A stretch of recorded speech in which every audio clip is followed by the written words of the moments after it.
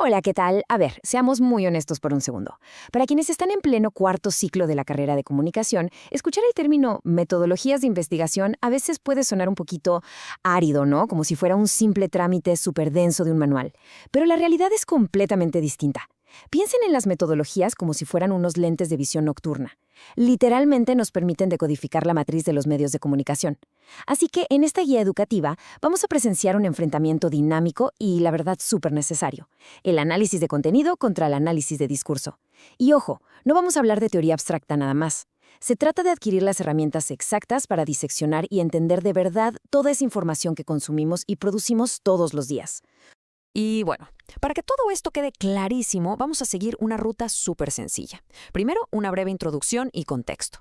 Segundo, vamos a armar una matriz comparativa entre contenido y discurso. Tercero, lo aplicaremos a los medios reales. Y cuarto, cómo elegir el método ideal. Así que, punto número 1, introducción y contexto. Vamos a preparar el terreno. Para sentar bien las bases y bajar esto a la realidad, hagámonos una pregunta que, francamente, toda persona que estudie comunicación debería hacerse a diario. ¿Qué se esconde realmente detrás de un titular de noticias? Porque a simple vista un titular es solo una frase que nos da información, ¿verdad? Pero a nivel metodológico es todo un campo de batalla lleno de intenciones, selecciones de palabras y estructuras sociales. Y para descubrir todo lo que hay ahí oculto, necesitamos las herramientas correctas. Nuestra primera gran herramienta es el análisis de contenido. Aquí la figura clave, la precursora más reconocida, es Lawrence Bardin.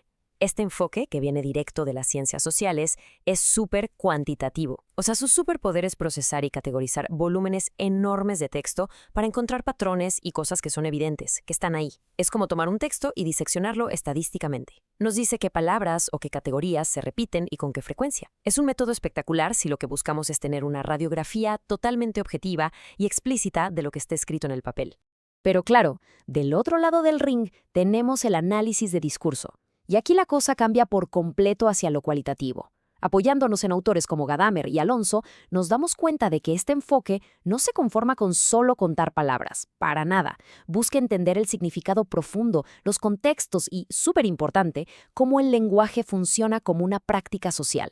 No ve el texto como una isla, sino como un hilito dentro de un tejido social mucho más grande. El análisis de discurso siempre se va a preguntar por qué se dijo esto de esta manera en particular y qué impacto tiene eso en la sociedad.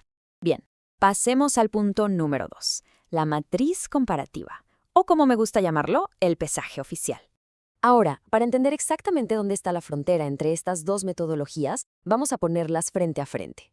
La diferencia fundamental está en la perspectiva. El análisis de contenido se va sobre lo manifiesto, lo que está ahí, súper explícito, y lo hace de forma cuantitativa.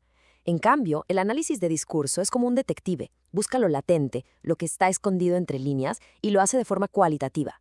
Otra gran diferencia es el sujeto. En el análisis de contenido, quien escribió el texto pasa a un segundo plano, porque lo que importa es el texto en sí. Pero en el análisis de discurso, los sujetos y el contexto en el que viven son el plato principal. Y, finalmente, mientras uno cuenta frecuencias, el otro rastrea ideologías y relaciones de poder. Y para profundizar un poquito más en el análisis a discurso, tenemos que mencionar a pesos pesados como Faircloth, Wodak y Van Dyke. Para ellos, el discurso es literalmente una forma de acción social. Entonces, el análisis de discurso entra de lleno a abordar problemas sociales. Ve cómo las relaciones de poder son de hecho discursivas. El lenguaje no solo sirve para describir el mundo, ayuda a crearlo, construye la sociedad y la cultura. Al usar esta herramienta, logramos sacar a la luz implicaciones ideológicas y, como dice específicamente Van Dyke, nos permite estudiar exactamente cómo el poder mediático o político usa las palabras para reproducir la dominación. Excelente. Llegamos al punto 3, la aplicación en los medios, el enfrentamiento real. Ya que tenemos la teoría clara, vamos a llevar esto a la práctica. Imaginen que abren un portal de noticias cualquiera y ¡pum!, se topan con este titular: fuerzas gubernamentales dispersan a manifestantes para restaurar el orden. Es una frase súper común, ¿verdad? Casi de rutina periodística. Sin embargo, dependiendo de qué lentes metodológicos nos tongamos, la información que le vamos a sacar a esa sola frase va a ser diametralmente opuesta. Primero, pongámonos los lentes del análisis de contenido, siguiendo la onda empírica de Lawrence Bardin. Aquí seríamos súper metódicos con lo que podemos observar. Primero, nos pondríamos a contar la frecuencia de ciertas palabras en, digamos, 100 periódicos. ¿Cuántas veces aparece la palabra fuerzas comparado con manifestantes? Segundo, haríamos categorías para los actores que se nombran de forma explícita. Y tercero, codificaríamos los verbos, o sea, verbos como dispersan o restaurar, para sacar estadísticas sobre qué tipo de acciones le atribuye la prensa a cada actor. Es un trabajo súper sistemático que se queda por diseño en la superficie del texto. Ahora, quitámonos esos lentes y pongámonos los del análisis de discurso. La cosa da un giro total. Autores como Michel Peixó o Pedro Santander nos dirían de inmediato que toda selección de palabras esconde una intención. Aquí nos preguntaríamos, a ver, ¿por qué eligieron específicamente la frase restaurar el orden? Esa simple selección ideológica ya está dando por hecho que antes había un desorden causado por los manifestantes y, de pasadita, legitima la acción de la policía. Aquí es donde analizamos las relaciones de poder asimétricas. Desmontamos esa supuesta neutralidad del titular para ver la postura política y la estructura social que lo está sosteniendo. Y así llegamos al punto 4. Elige tu método. La gran síntesis. Para ir cerrando, hay que tener algo súper claro. Cuando estamos investigando, no existe un método que sea mágicamente mejor que el otro. Para nada. La pregunta del millón es, ¿qué es lo que quieren averiguar? O sea, la elección depende 100% de su pregunta de investigación. Se van por el análisis de contenidos y necesitan codificar propiedades observables, medir tendencias estadísticas en un montón de noticias y buscar frecuencias objetivas.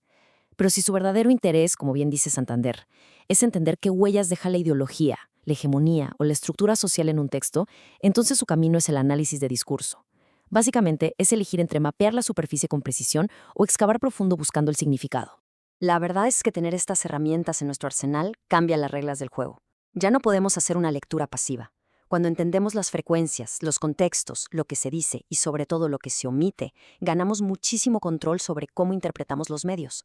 Así que, con este nuevo nivel de profundidad, piensen en esto.